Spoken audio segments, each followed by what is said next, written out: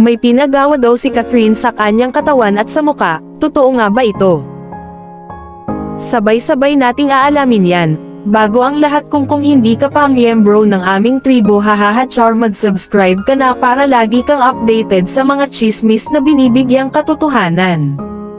Lalo nga pinag-usapan ang isyu ng Kathniel, mula nang inamin ng aktres na si Catherine Bernardo na official, break na sila ng kanyang long-time boyfriend na si Daniel Padilla, ngunit walang makakapagsabi kung ano ang dahilan, dahil nagsalita na si Catherine, tungkol sa isyu nila ni Daniel at, kinumpirma niya, na parehas sila nagpasya na tapusin na ang kanilang relasyon, ngunit sa pahayag ni Catherine ay wala naman siyang sinabi kung ano ang dahilan.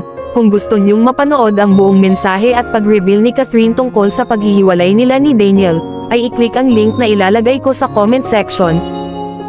Sa ngayon ang tapusin muna natin ang ating topic ngayon. Marami nga ang haka-haka na may third party daw, si Daniel ay may babae at nalaman ito ni Catherine. Kasabay pa nito ang may kumakalat na bagong balita na si Catherine daw ay may pinaretoke. Kitang-kita kasi ngayon ang bagong image ni Catherine na matabang fierce, at talaga nga namang nagsusuot na siya ng dating mga ipinagbabawal ni Daniel. Katulad na lamang ng larawan niya na ito, marami ang mga netizens ang nagkomento dito.